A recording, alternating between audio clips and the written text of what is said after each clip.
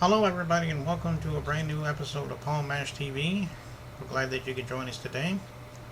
And as always, we love to hear your feedback. So if you're interested in emailing me or going to my official website or liking me on Facebook, be sure to check out those addresses at the end of the show for how to contact me, and I'll always email you back as quickly as possible. Today on our show, we have a fine musician from Sacramento, California, and his name is Mike Macchi, and I think you'll really like this guy. So, without further ado, let's start the show. Mike Macchi from California there, and we'll talk to him for just a few minutes. Thanks for joining us, Mike. Oh, you're very welcome, man. Thank you. Thank you. And where exactly are you from in California?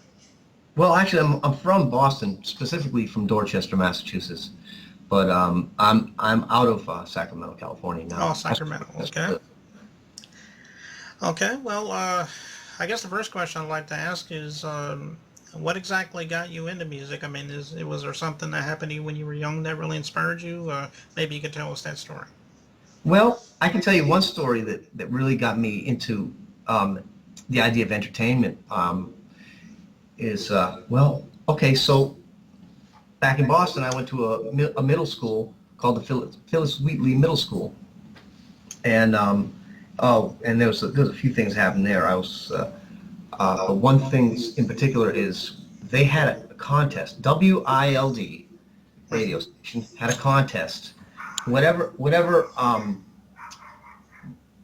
school sent in the most postcards would win an appearance and a performance by and by really upper level recording artists at the time. Mm-hmm. Well, sure enough, my school won, and who came to perform at the Phyllis Wheatley Middle School, but other than the UTFO at the time. Now, UTFO was a rap group, and they had that hit song on the radio at the time called Roxanne. Remember that one? Roxanne, Roxanne, oh, we go man. Roxanne, Roxanne. That was UTFO. Anyway, well, opening up for you at UTFO was the Fat Boys, man. Now, I'm sure you remember these guys, right? The Fat Boys. Anyway, that was huge, man. It was like to have, like, you're talking about number one hit on the radio type of artists, and they're coming visiting your little school. Well, it connected one thing for sure. These are real live people, man, that are doing this for a living. You know what I mean? They got their record out, and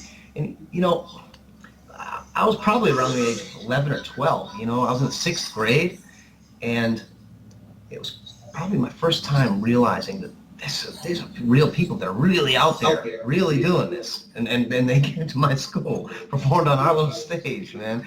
And that did something to me.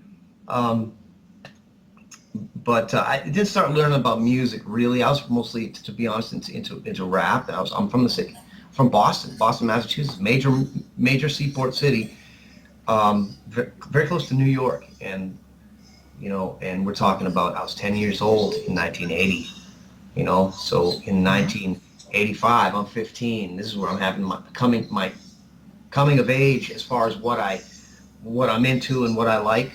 It was during the 80s, and it was in the city.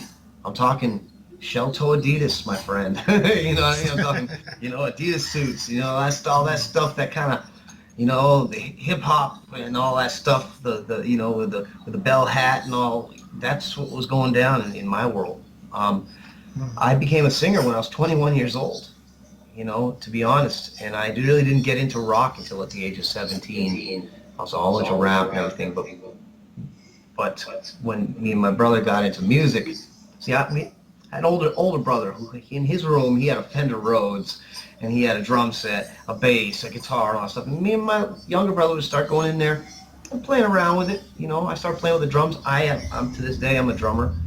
And my brother back home, Matt, he has a band called the Dawns. Same, I was in the band, helped him found it, and was in it for 16 years. Well, he's still got that going on. We both became musicians, in a big part because of, to be honest, it was because we always had those instruments right there in the next room. So parents, buy your kids instruments. They might not get into it until they're 20 years old, but if they pick it up one day, it might make them happy. You know, um, that was my start in music, I guess. Okay. Well, that's good. Yeah. As far as that Roxanne's song you mentioned, the only one I can think of was the Police. You know, they had a song called Roxanne, but that's about as close as I can think of. Right, So. right. But I'll tell you what, if you're from where I'm from and from the time I'm from, oh, you remember old UTFO. You know, that Roxanne saga went on forever. They had Roxanne Shante, who was like this. It was like, you know, now in the rap world, what they do. Now I'm not a rapper, by the way. That's not what I do today. Mhm. But as long as we're on the subject, in the rap world, people come out to refute each other, you know, on the record. And there was one chick named Roxanne. She came out to refute them as Roxanne. You know, it's just funny stuff. But it was a big saga that went on for a few records came out behind that one. But if you're not, like I said, if you're not from, you know, if you're not from that environment, you know, and that time, maybe you might not know it. But you'll see, you'll get comments if people comment on your stuff. You'll see people will say something about, oh no, I know Roxanne. In fact, people are gonna send you the record. You know. Um, well, besides that UTFO thing you mentioned, were there any other artists that kind of inspired you, like anybody that played on the radio? Maybe you could tell us a little bit about that. Oh God. Oh man. I mean, well,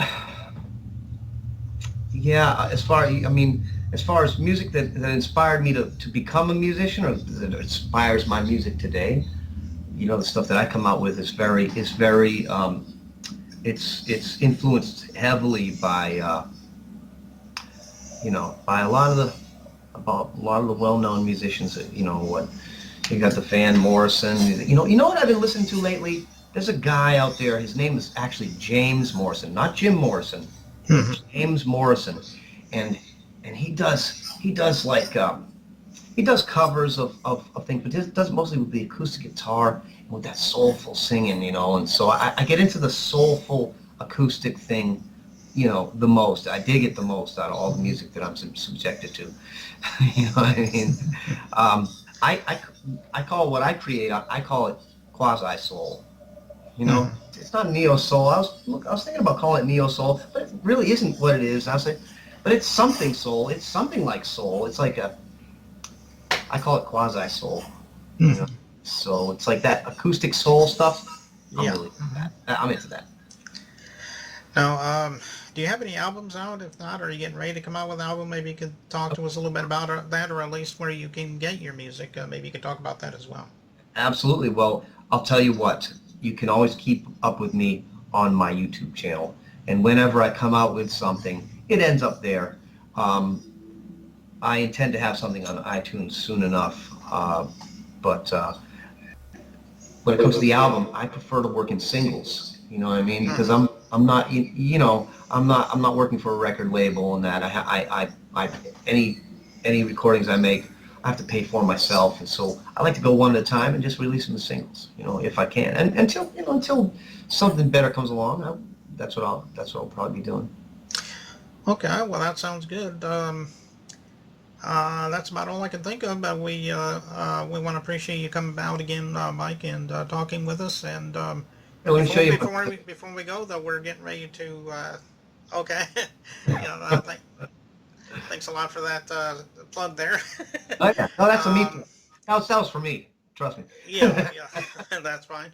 Um, Before we get ready to go, though, I think you were going to perform a song for us. Maybe you could tell us a little bit about the song you're going to do for us before we go to break there. I'll play you this song that I just came up with recently. It's this song is it's very personal. It's me really drafting my raw feelings for a woman that I'm very very much in love with, and you know, and what we're talking about here is somehow letting her know that you know, that I don't want to split. You know what I mean? Hmm. And this is how I'm saying it. Um, so Goes a little Okay, something like, well, okay, we're gonna go to that break there for a minute, and then we'll come back with your song. What's the name of this song, by the way? this song is called Take Me. Take Me. Okay. Okay, and we'll be back for that in just a minute, so don't go away. Take Me. I was working uptown. I gigged in Hollis, Queens. I went searching downtown, just trying to chase that dream. Been so many places. One thing I know, I ain't never seen. Honey, if you know the road, you don't mind me going, then honey, won't you take me?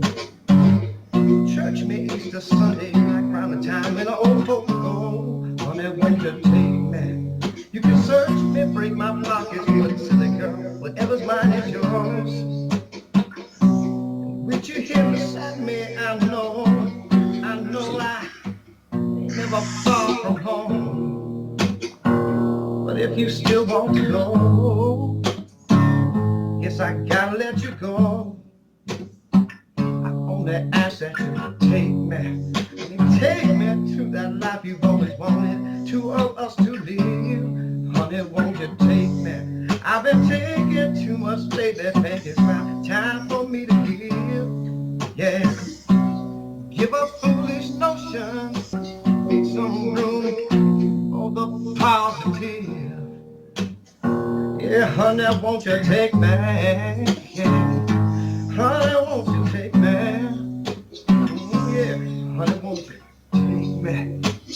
Take me, take me, take me, honey, won't you take me? Take me, yeah, baby, take me, yeah, now, take me around all your people. I mean, like everyone you know. Honey, won't you take me? You can put me in your pocket. How I know you love to keep me warm. I won't be no trouble. Yes, I know I was before. So honey, won't you